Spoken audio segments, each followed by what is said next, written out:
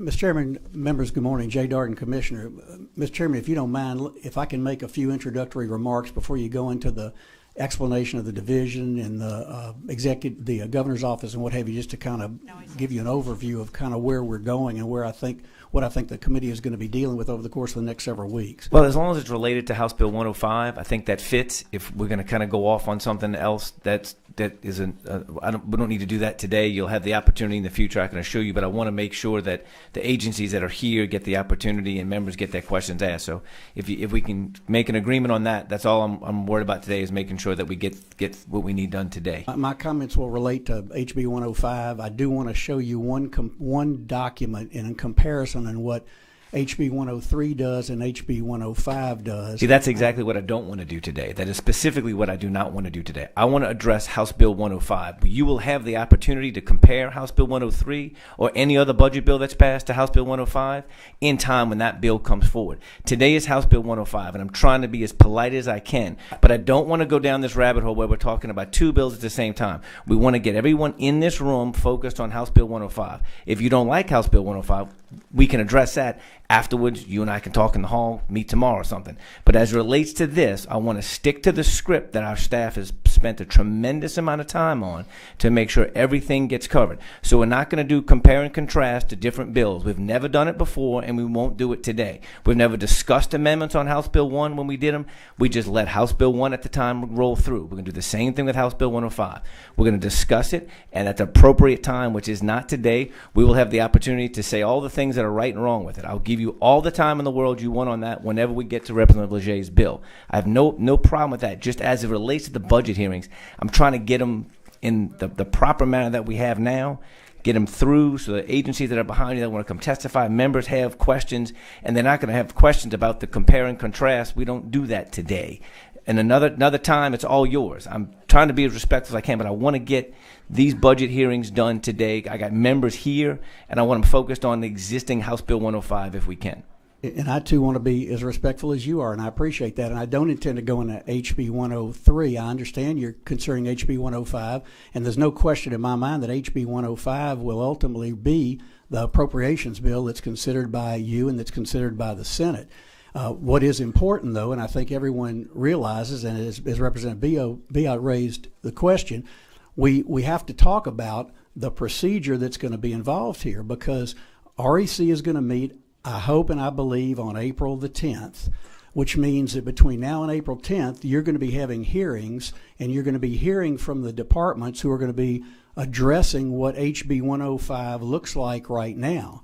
And HB 105, as it looks like right now, represents a combination of two different forecasts that have been referenced. And I don't intend to get into the question of the constitutionality today. We've had that discussion before, and I understand your position. I wasn't intending to go down that rabbit hole and won't unless somebody asks me about it. But what we do know is that HB 105 utilizes the June 18 forecast for the state general fund, and HB 105 utilizes the February 2019 forecast for statutory dedications and for self-generated revenue.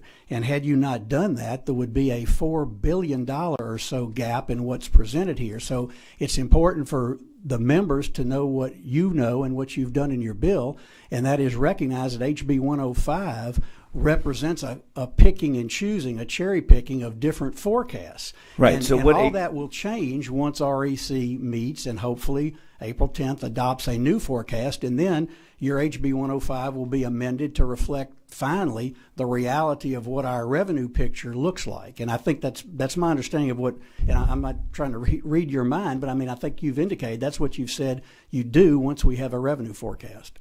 Correct. If we adjust more money one way or the other, state general fund up or down, obviously we'll amend it through the process to put it in. As it relates to fees, self-generated revenue, federal dollars, they are what they are. So as related to preparing the documents today, instead of having staff put $4 billion in on what is it? What do we mean, on the 10th or the 12th? 10th. On the 10th, instead of them putting $4 billion worth of amendments on a bill on the 11th, and try to bring all of this in front of us now, we put it in a posture where most realistically, the reality of it is if REC meets and doesn't do anything, we can throw all of this away, right? Because that means we have no fees, we have no self-generated, zero. We're coming back into a special session. If they meet and only recognize fees and self-generated revenue, it'll look like this document here, correct? Assuming that we haven't, I don't think we're going to get much more on the federal side, but the fees, self-generated, and stat deds will look like this document here. And that's kind of the point of, by the time that April 11th comes around, to have staff then prepare this presentation is completely unrealistic to have staff to do. So the debate is really how much more revenue from state general fund is going to come, is going to come in one way or the other. We're close to what we have right now. We'll be adding some money back in, maybe not. We might take until May, and we might never do it. But that's kind of the reality of where we are. With the focal point is on the state general fund dollars as we move forward. Right, and the document that we passed out is the only thing I wanted to say was to make the point of the fact that 105 represents two different forecasts. Okay, correct. So what you're going to hear, and this is the other thing that I think is important for you, you're going to hear from the departments that come before you in the next week and a half before April 10th. And they're going to be discussing for you what the budget looks like right now as 105 is proposed. You're probably going to bring them back after you've heard from them during these 10 days because you're going to have a whole bunch of different numbers if the revenue forecast happens, as I hope it will. And regardless of what it may be, it could be Greg's forecast, which would be $90 million more. It could be Manfred's forecast, which would be $134 million more. Or, in all likelihood, it may be an entirely new number. As you know, Greg looks at numbers on a quarterly basis. He will have quarterly numbers now for that April 10th meeting. That suggests that he may be changing his forecast. I presume it's going to probably go up because we haven't seen anything to suggest that the numbers are slowing down for this fiscal year. So point being, you may be seeing these same departments all over again to talk about the numbers that are generated at the April 10th meeting. The departments that come after April 10th will have to very hurriedly prepare their observations because they don't know what that number may be on April 10th. So I'm just laying the groundwork for what is going to be a potentially confusing situation as we talk about all these numbers. But the only thing I wanted to say today, and recognizing what you said, Mr. Chairman, about getting into other budgets, was simply to give you an idea of what you're going to hear basically from some of these departments, because we've been working with them and talking to them about what they would have to do in response to HB 105 as it stands right now and as they'll be talking to you. So from that standpoint, you're going to hear, for example, problems that are going to be created for a number of the agencies. And because I think all of us, the governor's proposed budget, Representative Henry's proposed budget, what most all of you have been saying publicly, there's a desire to fund the teacher pay raise. And that's going to take about $100 million, round numbers, a little more than that, to give the pay raise at the amount that the governor has suggested. And so that means if you don't have all the revenue necessary that we've proposed under the 134 number, you're going to have to make cuts somewhere else to offset the fact that we're spending $100 million in new money on an expenditure that we didn't have previously. So this is what the departments are going to be telling you because of the way HB 105 is presently postured. For example, it does not fund the 1.375 increase in the MFP that would be going to the local school districts above and beyond the teacher pay raise. It does not include money to provide additional money for higher education, to take them away from just a stagnant budget that is not decreased this year or proposed next year, but does not increase them as to what we would like to do, assuming we get that additional revenue. You're going to hear that sheriff's housing is going to be short by about $17 million, which is going to potentially require the early release of some prisoners a few months before they would otherwise be released. You're going to hear from Youth Services that we just opened the Bunkie facility, but that Bunkie would only be able to open for 4 months into the next fiscal year based upon HB 105's numbers. And you're going to hear that LDH will be required to make about $22 million in reductions to its budget, which is going to require looking at those optional programs that nobody wants to talk about cutting, or cutting the public-private partners, because as we've talked about before, there are requirements in the Medicaid program to fund specific things that are not optional. You'll also hear that DCFS is going to be in a position of being $13 Commissioner, million short. those departments will let us know all that when they get here. That's exactly right. There's no doubt in my mind that I don't want you to do that job for them. I have no doubt that when they get here, they're going to tell us everything that they need. They've never lacked in telling us things that they need. That's never been a shortfall for anyone. And I know you know that part of our job and my job is to make certain that we talk to them about what those needs are and trying to set some priorities and making recommendations to you, because I know you're going to want to hear our recommendations about what we do. So I'm just previewing for you what you're going to hear, and obviously all of it, we hope, is going to change after April 10th. So with that, I appreciate the opportunity to make those comments, and Ms. Thomas is going to make the comments about the department and about the executive after the staff completes their presentation. Well, you've talked yourself into a question. Representative Bacala. First of all, we talk about, you just mentioned the sheriffs are going to be short. However, I think you guys are recommending we spend $82 million on other things in a supplemental appropriation. So you've chosen to leave the sheriffs out in deference to spending that money on other things. Well, no, Representative Bacala, the supplemental bill deals with money that is from last year's deficit. I'm sorry, last year's surplus. It doesn't have anything to do with the FY20 budget. I'm talking about the FY19, the anticipated excess. Right. I'm looking on in the overview. That's for the current year budget. $82 million. Correct. That's what we're talking about, the current year budget. That's in the corrections budget. The reason I refer to the sheriff's budget, it's an entirely different area of the budget, as you know.